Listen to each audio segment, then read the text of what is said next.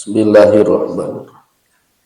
Assalamualaikum warahmatullahi wabarakatuh.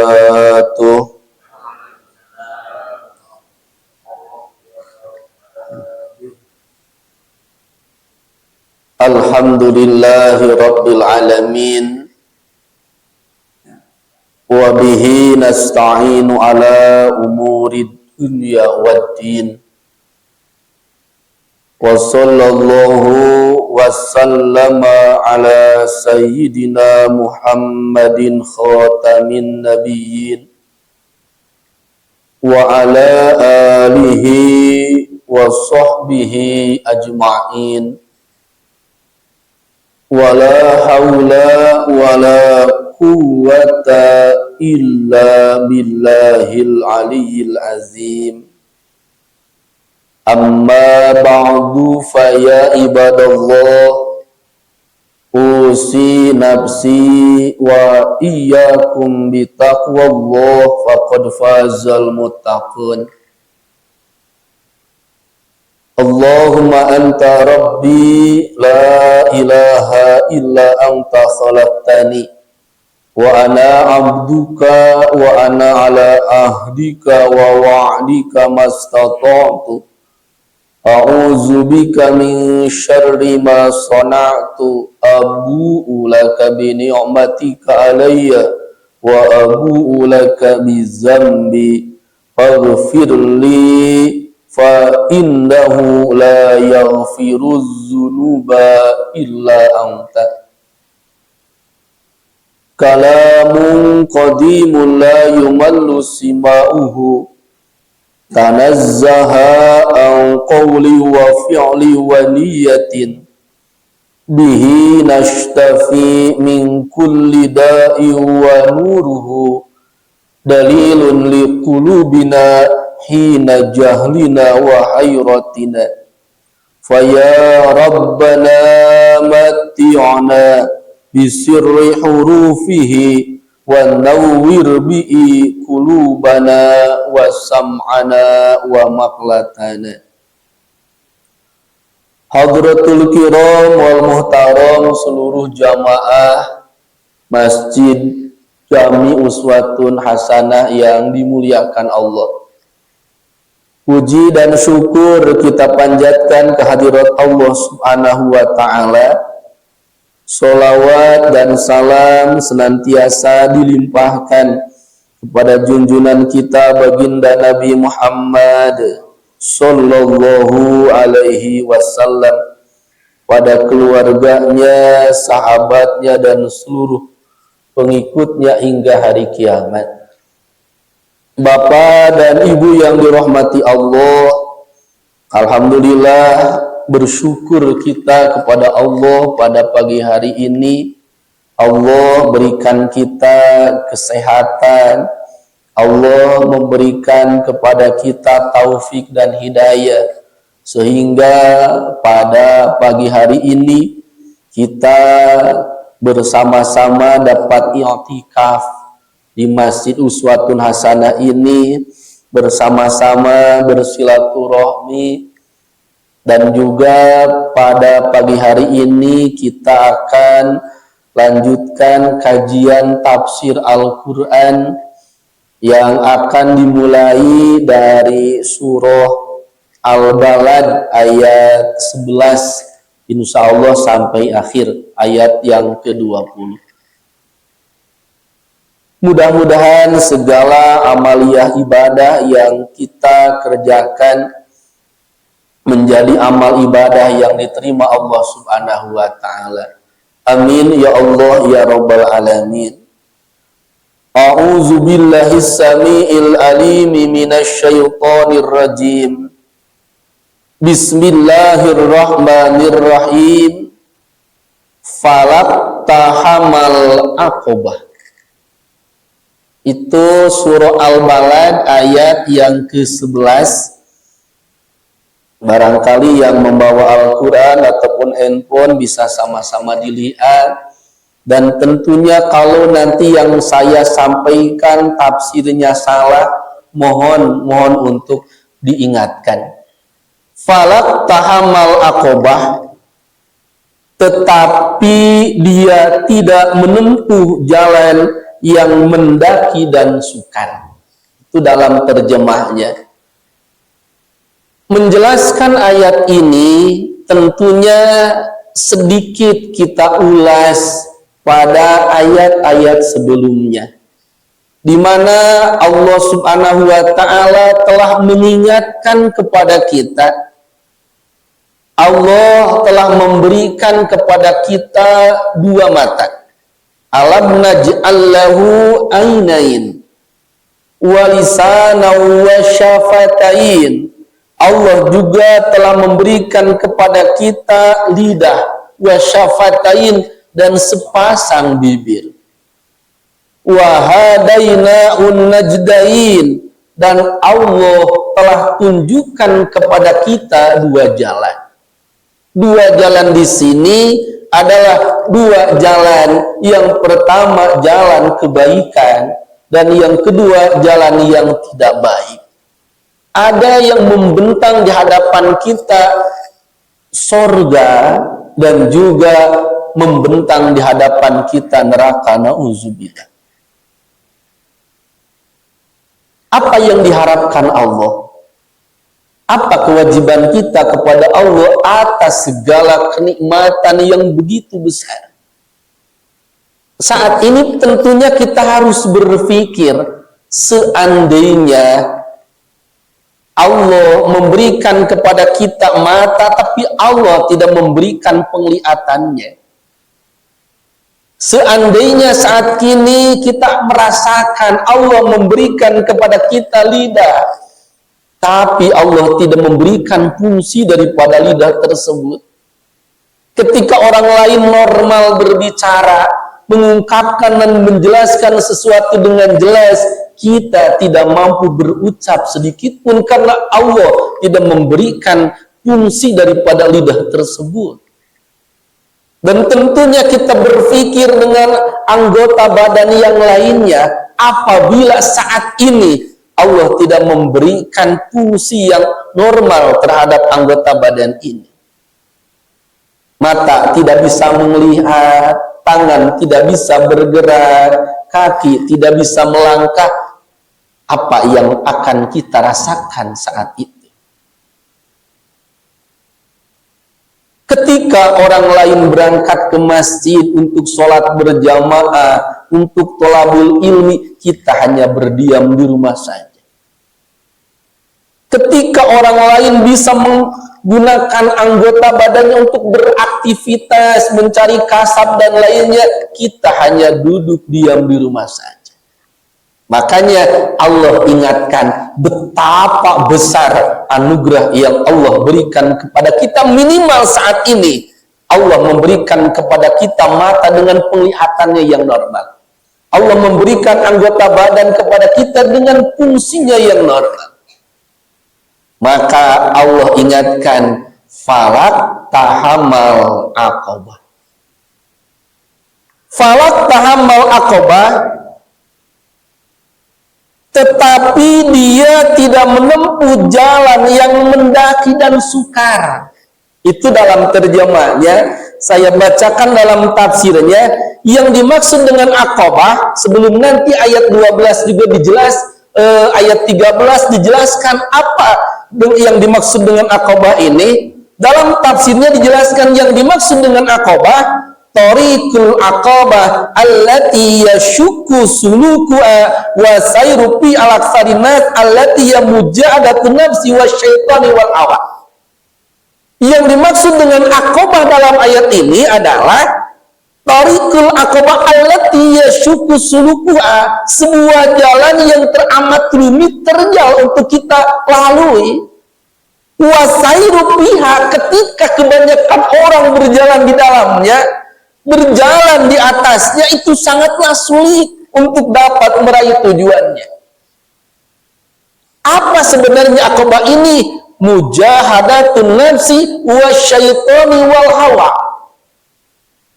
Yang dimaksud Aqabah di sini adalah mujahadatun nafsi wasyaitani wal hawa. Senantiasa kita memerangi ajakan nafsu, memerangi bisikan setan, memerangi keinginan hawa nafsu. Karena nafsu, setan, dan hawa ini senantiasa akan mengajak dan mengajak kepada kita ke dalam jalan yang tidak baik.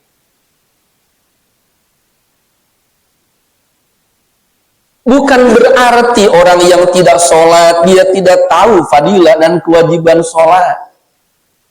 Bukan berarti kita yang belum bersedekah tidak tahu fadilah sedekah. Bukan berarti orang yang tidak berpuasa tidak paham tentang fadilah puasa, tapi ada nafsu, ada setan, ada hawa yang senantiasa mengganggu dan menggodanya. Pun kita setelah dapat berkumpul di masjid, setelah kita dapat melaksanakan sholat berjamaah, kita dapat bertolabul ilm, ini pun tidak akan lepas daripada nafsu, setan, hawa yang senantiasa menggoda dan menggoda. Makanya Allah ingatkan, falak tahamal aqabah. Liyakuna syakiran li rabbihi ala hadhihi ni'mah wa qad daraballahu subhanahu aqabah masalan li hadzal di'an. Tentunya dengan aqabah ini Allah memberikan petunjuk liyakuna syakiran li rabbihi, agar senantiasa al-insan, agar senantiasa manusia bersyukur terhadap nikmat yang Allah berikan. Li'annal insana yuridu ayyarqi min alimil hisi alimil asma ila alimil anwari wal arwah. Bahwasanya manusia ini, li'annal insan, sesungguhnya manusia, yuridu ayyarqa, dia memiliki keinginan untuk naik min alamil hisi wal asma ila alimil anwari wal arwah. Manusia ini ingin meningkatkan derajatnya dari kehidupan, dari kebiasaan manusia kepada alimil anwari wal arwah, kepada alam cahaya dan juga roh. Dalam tafsir As-Sawi, mohon maaf kebetulan saya yang bawa adalah tafsir Ruh wa Ru'ian, dan juga saya lihat dalam tafsir As-Sawi, tafsir Ibnu Katsir. Dalam tafsir As-Sawi dijelaskan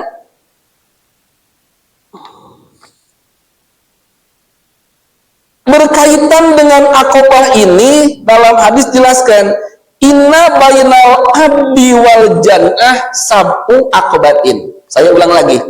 Keinginan manusia, keinginan kita adalah ingin kita dengan kedudukan kita saat ini mendapatkan kebahagiaan sampai kepada surganya Allah Subhanahu wa taala. Tapi perlu diingat, inna bainal abdi wal jannah sab'u aqabatin. Sesungguhnya antara seorang hamba, antara manusia wal jannah dan surga itu ada sab'u aqabat, ada 7 tahapan, ada 7 tantangan. Tidak serta-merta kita mudah sampai ke dalam surganya Allah tanpa melalui 7 tahapan ini. Ini bukan hal yang mudah. Inna bainal abdi wal jannah sab'u aqabatin. Sesungguhnya antar seorang hamba dan surga itu harus melalui sab'u aqabatin. 7. Aqabah itu artinya tingkatan tanjakan lamun cek Sunda. Ada 7 yang harus kita lalui. Apa saja yang 7? Dalam tafsir dijelaskan, para ulama menjelaskan yang pertama aqobatul kufri. Yang harus kita lalui aqobah yang pertama aqobatul kufri, membebaskan kita daripada kekufuran. Wahia awalu aqobatin wa as'abuha. Masalah aqobah kufur ini adalah awalu, ini adalah tahapan pertama. Wa as'abuha, dan juga sesuatu yang sangat sulit. Karena urusan iman itu adalah mutlak atas hidayah Allah Subhanahu wa ta'ala. Iman itu tidak bisa diusahakan. Iman itu tidak bisa dipaksakan. Karena urusan keimanan adalah yahdillahu ma yasha wa yudhillu ma yasha. Allah memberikan hidayah atas kehendak Allah. Mana buktinya? Kita diingatkan dengan sejarah Nabi Nuh alaihissalam. Nabi Nuh itu memiliki putra 4. Ada Syam, ada Ham, ada Yafis, ada Kan'an. Syam, Ham, Yafis, dia selamat karena Allah berikan hidayah keimanan. Sementara putranya Kan'an, dijelaskan dalam surah Al-Hud, Allah azab Kan'an ini dengan wabah banjir seperti umat-umat Nabi Nuh yang lainnya. Seorang nabi tidak bisa memberikan hidayah kepada putranya. Pun juga kita diingatkan dengan Nabi Ibrahim alaihissalam. Nabi Ibrahim ini ayahnya Azar, ini adalah pembuat berhala. Tentunya bukan orang yang beriman. Seorang anak nabi tidak bisa memberikan hidayah kepada ayahnya sendiri. Kita pun diingatkan dengan Nabi Lut alaihissalam. Istri Nabi Lut, Allah azab karena dia kafir, karena dia membangkang, karena dia tidak turut kepada Nabi Lut. Ini sedikit gambaran bahwasanya urusan hidayah adalah mutlak atas ketentuan Allah Subhanahu wa ta'ala. Tentunya syukur kita kepada Allah saat ini, Allah titipkan iman dalam hati kita. Alhamdulillah. Ini tentunya harus sama-sama kita jaga. Bagaimana menjaga iman? Ya dengan zikir, dengan thalabul ilmi, dengan amal soleh. Itu aqobah yang pertama. Ini tahapan menuju surganya Allah Subhanahu wa ta'ala. Yang kedua adalah aqobatul bid'ah. Apa itu aqobatul bid'ah? Hiya ihdasu ma laysa minad din fid din. Bid'ah itu adalah ihdasu ma laysa minad din fid din. Menjadikan sesuatu hal yang baru yang bukan dari agama dimasukkan ke dalam agama. Itu adalah bid'ah. Yang ketiga adalah aqobatul kabair. Allah memberikan kita iman, Allah jauhkan kita daripada kebid'ahan, dan juga yang tahapan ketiga agar sampai pada jannahnya Allah adalah aqobatul kabair. Kabair itu artinya allati hiya az-dzunubul azimah, az-dzunubul azimah allati nahallahu anha wallati tujibul iqabah syadid. Kabair itu adalah dosa-dosa besar. Bagaimana dosa besar? Tujibul iqab asyadid. Senantiasa apabila seseorang melakukan dosa besar, maka Allah ancam dengan siksaan yang teramat pedih. Tidak berzina, tidak mabuk-mabukan, tidak berjudi, tidak bergibah, tidak menjadi provokator, jauh dari hal-hal tersebut. Yang keempat adalah aqabatus shaghair. Aqabatus shaghair artinya dosa kecil. Karena menganggap dosa kecil lalu dilakukan berulang-ulang, maka dengan dosa kecil yang dilakukan berulang-ulang, maka akan mencegah dirinya usul kepada Allah Subhanahu wa ta'ala. Ini dosanya dosa kecil. Tapi kalau dosa kecil dilakukan berulang-ulang, maka akan menjauhkan dirinya daripada taqarrub kepada Allah Subhanahu wa ta'ala. Karena berbicara urusan dosa baik besar dan kecil ini kita tidak bisa meninggalkan sepenuhnya. Nauzubillah, alhamdulillah kita dijaga daripada dosa besar yang tadi saya sampaikan contohnya, tapi urusan dosa kecil. Sementara dosa kecil ini alat ditamna'ul wusul ilallah. Apabila kita melakukan dosa kecil, akan menjauhkan diri kita, mencegah kita daripada wusul kepada Allah Subhanahu wa ta'ala. Ini yang keempat. Yang kelima, aqabatul ishtighal bil mubahat. Aqabah yang harus kita lalui agar sampai kepada surganya Allah Subhanahu wa ta'ala adalah aqabatul ishtighal bil mubahat. Menjauhkan diri daripada, menyibukkan daripada perbuatan yang boleh.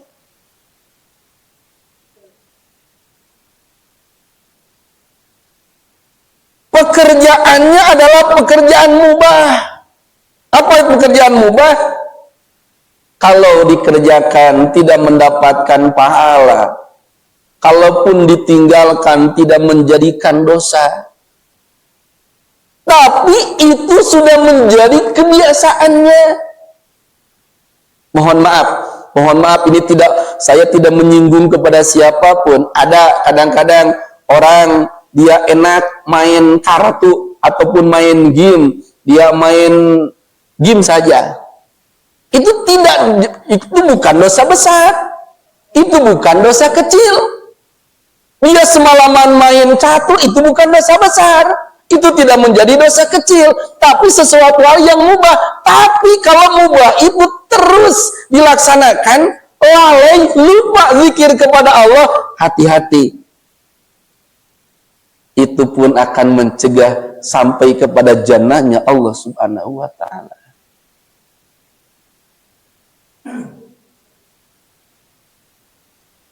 Mohon maaf, tentu tidak menyinggung siapapun yang saya contohkan. Ada seseorang sampai dari pagi sampai malam dia mancing saja. Tidak haram sepanjang dia salat. Tapi dengan pekerjaan yang mubah, dia sibukkan dirinya dengan pekerjaan mubah. Hati-hati, ini adalah aqabah yang kelima yang harus ditinggal. Berarti kalau menyibukkan di sana,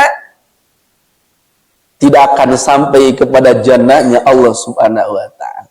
Itu yang kelima. Yang keenam, aqabatul amalil marju'ah. Yang ketujuh, aqabati tasalutil adu. Ini ada tahapan. Makanya Allah ingatkan, falak tahamal aqabah. Aqabah ini adalah bukan sesuatu hal yang mudah. Makanya dalam terjemah saja dijelaskan, aqabah ini adalah sesuatu hal yang sulit, sesuatu hal yang terjal. Falak tahamal aqabah. Jamaatul kiram yang dirahmati Allah, lalu ayat yang ke-12, wa ma adrakamal aqabah. Bisa dilihat terjemahnya, dan tahukah kamu apakah jalan yang mendaki dan sukar itu? Wa ma adrakamal aqabah. Ini Allah subhanahu wa ta'ala menjelaskan, memberikan penjelasan tentang Aqabah dengan kalimat pertanyaan, tentunya bukan berarti Allah tidak paham, bukan berarti Allah tidak tahu. Ini agar menjadi pengingat. Wa ma adraka mal aqabah. Tahukah kamu apa yang dimaksud dengan Aqabah tersebut?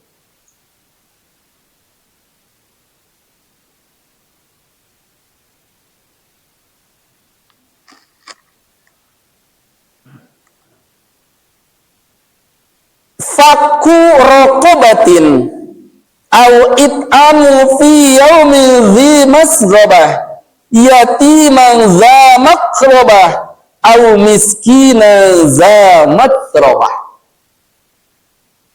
Fakku raqabatin, ayat yang ke-13, yaitu melepaskan perbudakan atau hamba sahaya, au it'amu fi yaumi dhi masghabatin, atau memberi makan pada hari terjadi kelaparan, yatiman dza makrabatin, yatiman dza makrabatin, kepada anak yatim yang ada hubungan kerabat, au miskinan dza matrabatin, atau orang miskin yang sangat fakir.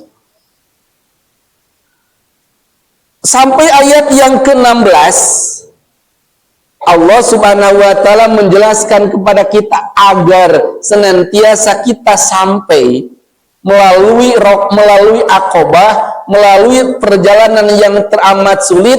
Tentunya kita harus melaksanakan dan berbuat amal-amal yang baik. Apa yang harus kita kerjakan? Sama-sama dilihat dalam terjemah. Sampai ayat yang ke-16 minimal ada 3 yang harus kita kerjakan. Yang pertama adalah fakku raqabatin. Fakku raqabatin artinya melepaskan perbudakan atau hamba sahaya. Tentunya saat ini kita tidak mendapatkan istilah raqabah, tidak mendapatkan tentang istilah hamba sahaya. Karena saat ini termasuk huriyah, orang-orang yang merdeka. Mungkin lebih tepat Aqab secara lapan, secara harfiah, sebelum nanti secara ma'ani pun dijelaskan tentang raqabah. Dulu yang dinamakan raqabah itu adalah seorang hamba sahaya.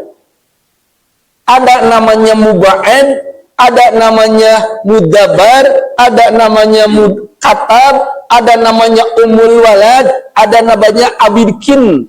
Itu nama hamba sahaya.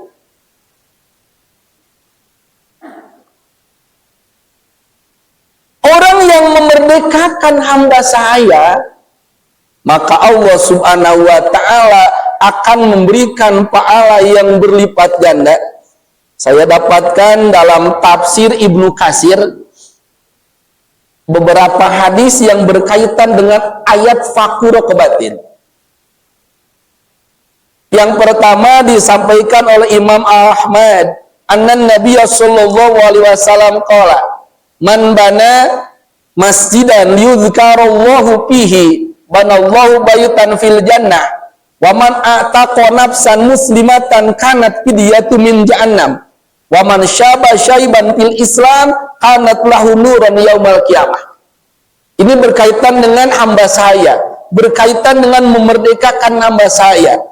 Man bana masjidan, barang siapa yang membangun masjid, liyuzkara fihi, liyuzkarallahu bihi, agar di masjid tersebut senantiasa digunakan untuk berzikir kepada Allah, digunakan untuk mengingat kepada Allah, digunakan untuk bertaqarrub kepada Allah, maka banallahu lahu baitan fil jannah, Allah akan membangun rumah baginya di surga Allah subhanahu wa ta'ala.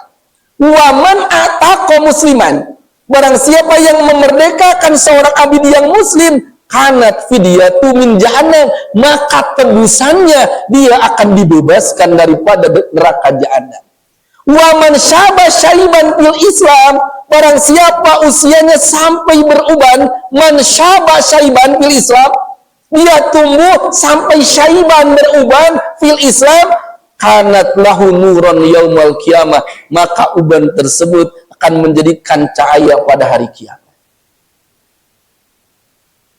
Ini sedikit gambaran bahwasanya ketika Allah memberikan usia kita sampai usia yang lanjut, sampai Allah berikan tandanya dengan uban di kepala, kanat lahu nuran fil jannah, apabila dia istiqomah dalam ibadah, uban tersebut menjadi nuron fil jannah, menjadi cahaya pada hari kiamat. Alhamdulillah ngetesepuh ya.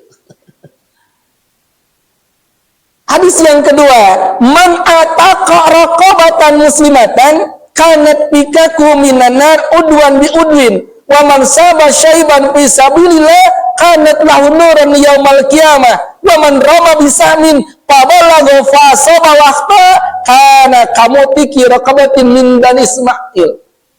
Barang siapa dia memerdekakan seorang hamba saya yang muslim, maka tebusannya akan dibebaskan daripada api neraka. Setiap jasadnya akan dibebaskan daripada api neraka. Wa man syaba syaiban fisabilillah, barang siapa yang sampai usianya beruban di jalan Allah, kanat lahu nuran fil jannah, maka uban tersebut akan menjadi cahaya di hari kiamat. Wa man rama bisamin, barang siapa dia berperang di jalan Allah, lalu dia memanah dengan panahnya apakah tepat pada sasaran ataupun tidak tepat pada sasaran, maka kana kamutiki raqabatin min bani Ismail, orang yang berjuang di jalan Allah, Allah berikan pahala seperti orang yang memerdekakan Bani Ismail. Ini berkaitan.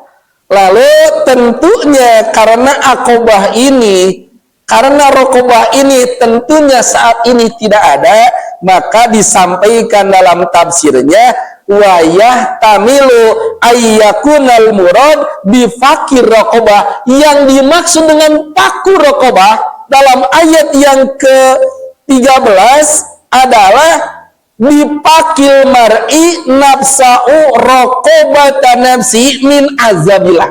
Yang dimaksud dengan memerdekakan hamba saya adalah membebaskan diri kita dari nafsu kita agar terjauh daripada siksaan Allah Subhanahu wa taala. Itu raqobah.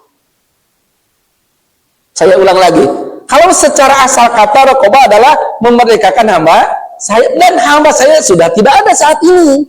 Maka mengisi tafsir ayat ini dijelaskan para ulama, kalau dulu mungkin di zaman sahabat ada hamba saya yang bisa diperdekakan, seperti sahabat Abu Bakar yang merdekakan sampai ratusan hamba saya, seperti sahabat Utsman yang membeli hamba saya lalu diperdekakan, maka yang dimaksud paku raqabah saat ini adalah bipakil mar'i nafsau raqabata nafsi, kita membebaskan diri kita dari belenggu nafsu kita agar jauh daripada siksaan Allah Subhanahu wa taala.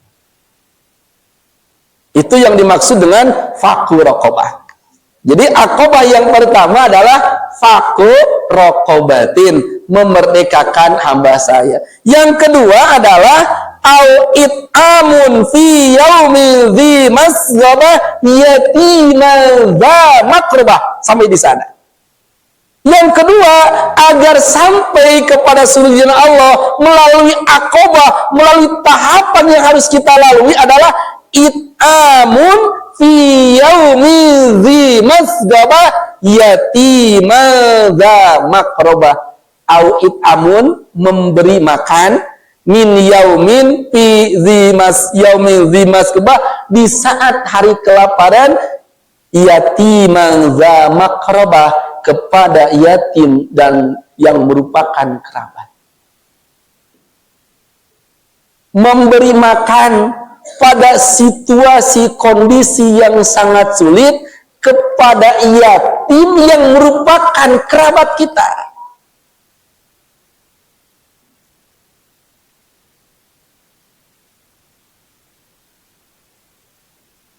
Yang dimaksud dengan yatim,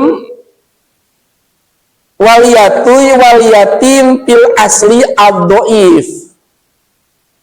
Asal kata yatim itu adalah ad-dhaif, orang yang lemah.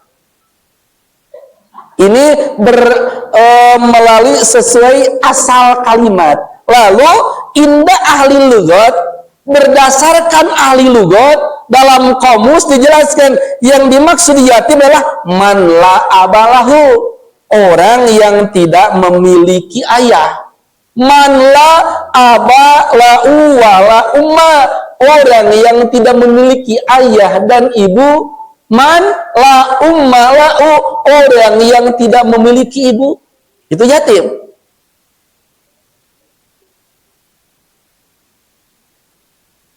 Dan yatimnya harus dza maqrabah, termasuk kerabat kita. Wal makna au it'amu yatimin min aqrabi fi ayamil ju'i wal iwad wa fi hadza jamun baina haqqaini, haqqul yatim wa haqqul qarbah. Senantiasa kita berusaha memberi makan kepada yatim yang merupakan kerabat kita, karena ketika kita memberikan makan ataupun apa saja memenuhi kecukupan mereka termasuk kerabat, maka kita telah menjalankan dua hak. Yang pertama, hak dia sebagai yatim, yang kedua, hak sebagai kerabat. Kita diingatkan Allah Subhanahu wa taala, wala lang tanalul birra hatta tunfiqu mimma tuhibbun, bahwasanya tidak akan mendapatkan kebaikan hatta tunfiqu mimma tuhibbun, sehingga menginfakkan daripada sesuatu yang sesuai yang dia inginkan.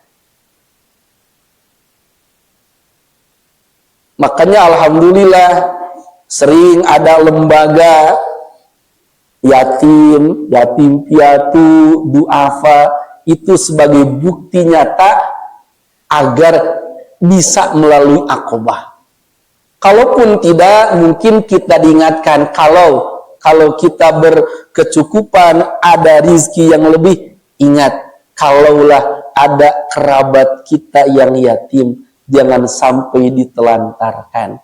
Karena itu adalah akobah, jalan sulit.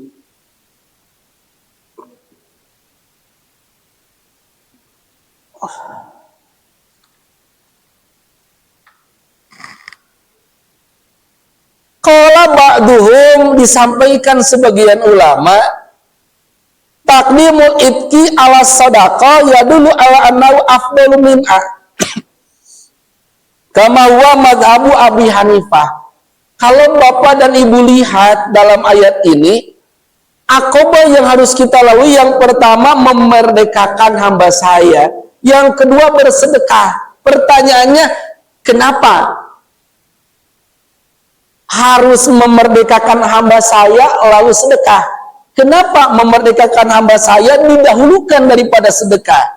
Ini sesuai pendapat Imam Abu Hanifah, bahwasanya lebih utama memerdekakan hamba saya daripada bersedekah. Wa qala ba'dhum taqdimul itqi ala sadaqah yadullu ala anna'u afdalu minha. Dan yang ketiga, au miskinan za matrobah, akobah yang harus kita lalui setelah yang pertama memerdekakan hamba saya, yang kedua bersedekah atau memberi makan kepada yatim yang merupakan kerabat kita, yang ketiga adalah au miskinan za matrobah, memberi makan, memberi kecukupan kepada miskin za matrobah. Zamat rubah itu yang sangat fakir. Sehingga dalam hadis dijelaskan, as-sa'i alal armilati wal miskin kas-sa'i fi sabilillahi wa kal qaimi la yafduru was-shaimi la yafturu.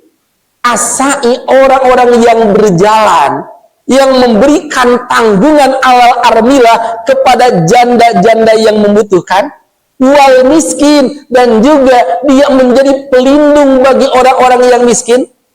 Orang yang berjalan, dia dalam berjalannya menjaga armilah, mohon maaf, armilah itu adalah janda-janda yang sangat membutuhkan, wal miskin kepada orang miskin, maka disampaikan bagi Rasul, kasai fisabilillah, maka berjalannya tersebut seperti orang yang berjalan di jalan Allah Subhanahu wa taala, seperti orang yang berjalan berperang di jalan Allah. Yang kedua,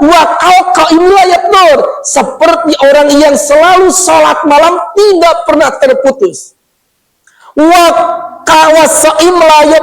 Seperti orang yang selalu berpuasa yang tidak batal.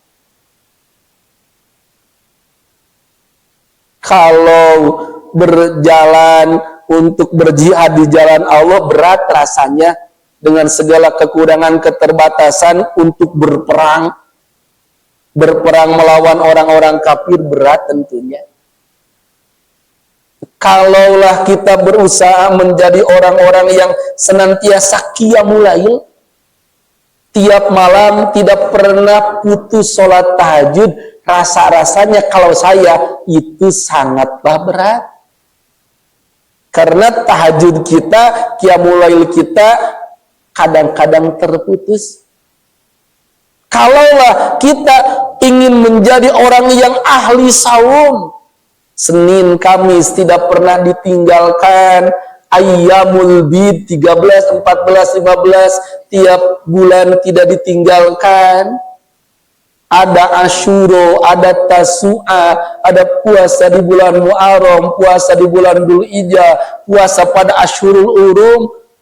Tentunya kalau saya pribadi itu sangatlah sulit.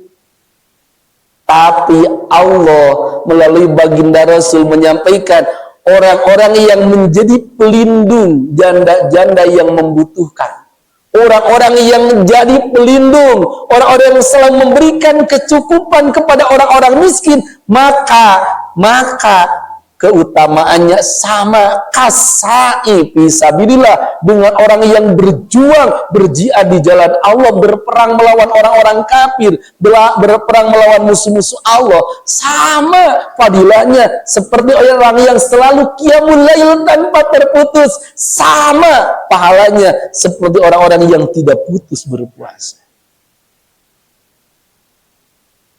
Apakah ini mudah? Sulit. Karena Allah menjelaskan sama. Apa ini sulit?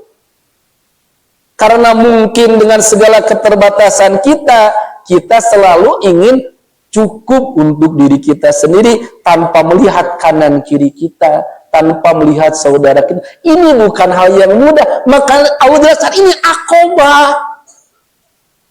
Ini jalan yang terjal, ini jalan yang sulit, tapi ini harus kita usahakan agar sampai kepada jannahnya Allah Subhanahu wa taala. Ini ada 3 kalau kita simpulkan. Yang pertama, memerdekakan hamba sahaya. Artinya kita lawan nafsu kita. Kita bebaskan diri kita dari belenggu nafsu kita agar jauh daripada siksaan Allah Subhanahu wa taala. Yang kedua, berusaha kita memberi makan kepada yatim yang kelaparan, terlebih dia adalah kerabat kita. Yang ketiga adalah al-miskinan za matrabah, kita harus menjadi orang-orang pelindung. Kita harus menjadi orang-orang yang memberikan kecukupan kepada orang-orang miskin yang sangat fakir. Yang terakhir, yang keempat, akobah tersebut dijelaskan, summa kana minal lazina amanu wa tawassaw bis sabri wa tawassaw bil marhamah. Summa kana minal lazina amanu, lalu dia termasuk orang-orang yang beriman. Biasanya, Bapak dan Ibu yang dirahmati Allah, iman ini selalu menjadi kriteria yang pertama. Sebelum menjelaskan hal-hal yang lain, selalu allazina amanu wa amilus sholihat. Wal asri innal insana lafi khusrin illal ladzina amanu. Orang-orang yang tidak merugi adalah orang-orang yang beriman. Orang-orang yang akan mendapatkan keuntungan, orang-orang yang akan mendapatkan kebahagiaan, alladzina amanu wa hajaru wa jahadu. Orang yang beriman, dia hijrah, dia berjihad. Jadi iman ini selalu di awal, sebelum hal-hal yang lainnya. Tapi dalam surah ini, dalam ayat ini, iman ini di akhir. Aqabah, dia memerdekakan hamba saya, dia memberi makan kepada yatim dan kerabat, dia memberikan makan atau bersedekah kepada yatim, lalu summa kana minalladzina amanu, dia pun termasuk orang-orang yang beriman. Kalau Bapak dan Ibu lihat dalam tafsirnya, kenapa iman ini diakhirkan? Ini dijelaskan litawakupi sihati jamil a'mali soli'a ala wujudihi likauni'i asasu'a wa illa pawa fi zamani muqaddamu ala ta'at wal makna anal infaq mal iman wa tawasi wal infaq wal madnafi la ayuhli kamalan lubada. Bahwasanya ini Allah mengingatkan kepada kita, kalau seseorang dia berinfak, dia menjadi penanggung yatim, dia memberikan kecukupan kepada miskin, sementara tidak ada imannya, maka haba'am mansuro, laksana debu yang bertebaran, tidak ada faidah, tidak ada manfaat, tidak akan mendapatkan balasan apapun. Sengaja ini diakhirkan agar paham kita semua, iman ini adalah asasul amal, fondasinya amal. Apapun yang dikerjakan, berapapun yang disedekahkan, itu tidak akan ada nilainya di hadapan Allah. Itu tidak akan ada pahala di hadapan Allah ketika iman tidak ada dalam hati. Wa tawasau bis sabri wa tawasau bil marhamah, dan saling berwasiat dalam kesabaran, wa tawasau bil marhamah, berwasiat dalam marhamah. Marhamah ini adalah kasih sayang. Dalam tafsir Lubaid An-Nawawi, saya sampaikan dalam tafsir Labid An-Nawawi, tafsirnya ada 2 jilid, berkaitan dengan ayat watawasau bis sabri watawasau bil marhamah, saling mengingatkan dalam kasih sayang. Mungkin kalau istilah bahasa Sunda silih asah, silih asih, silih asuh gitu.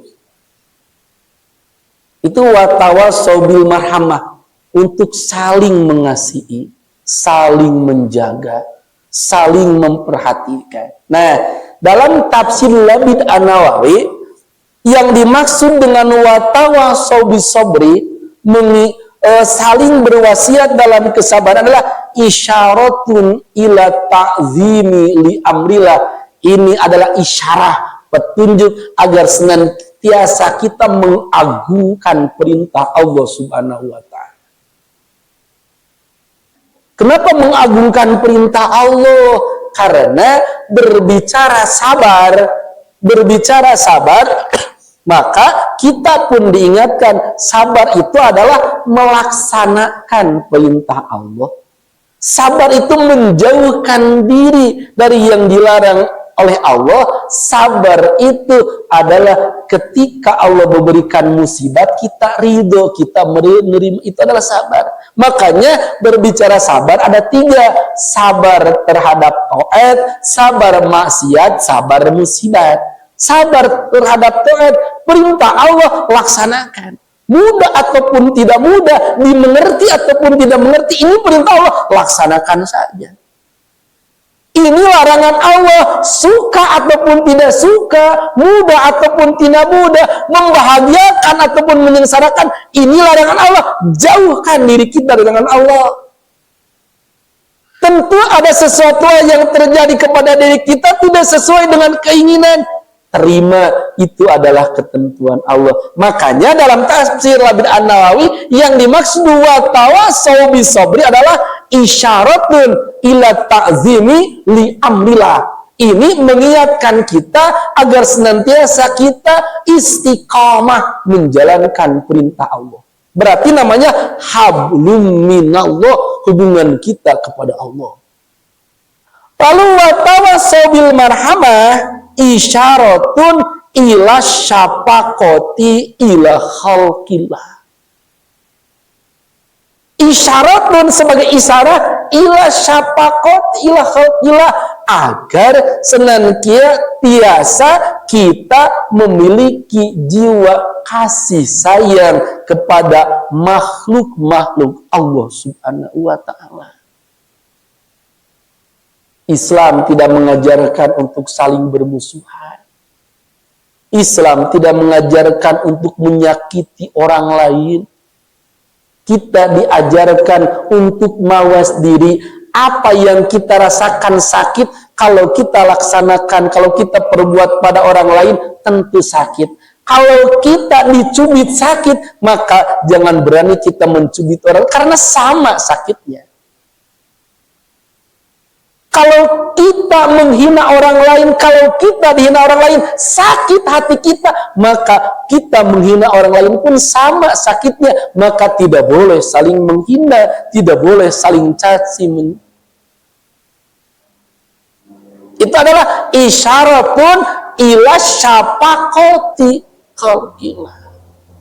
Sesama makhluk Allah harus saling menyayangi, harus saling membantu. Wa madaru amri ta'at, urusan ta'at ini laisa illa ala hadainil aslain. Urusan ketaatan kita akan disandarkan kepada dua hal ini. Yang pertama, sidqun ilal haq. Yang kedua adalah khulukun ma'al khalqi. Ada hubungan secara horizontal, ada hubungan secara vertikal. Baik hubungan kita kepada Allah ataupun hubungan sesama manusia. Watawa saubis sobri, watawa saubil marhamah.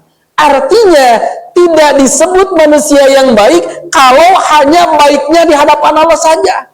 Sholatnya rajin, tahajudnya rajin, duhanya rajin, tapi lidahnya menyakiti orang lain, itu bukan orang baik.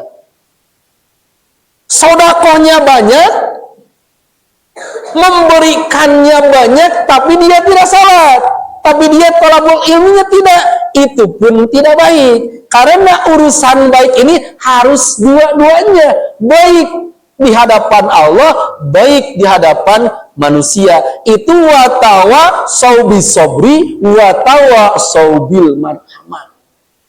Harus baik hablum minallah, harus baik pula hablum minan nas. Kewajiban Allah dilaksanakan dengan semestinya, sesama manusia pun harus memiliki adab, etika, akhlak yang baik. Ulaika ashabul maimanah. Mereka adalah ashabul maimanah. Ashabul maimanah itu artinya ahli yang maimanah itu artinya sebelah kanan. Apa yang disebut dengan ashabul maimanah? Ashabul yamin alladzina yu'tuna kutubahum biaimanihim. Mereka adalah orang-orang yang akan menerima buku catatan amal dengan tangan kanan. Wa yasluku bihim min tariqil yamin. Dia adalah orang-orang yang akan berjalan ke sebelah kanan. Sebelah kanan adalah al-jannah. Ini dijamin oleh Allah Subhanahu wa taala. Kalau 4 tadi bisa dikerjakan, ulaika ashabul maimanah. Berbicara ashabul maimanah dalam surah Al-Waqiah pun dijelaskan ya, wa ashabul yamini ma ashabul yamin fi sidri mahdud ila akhirih.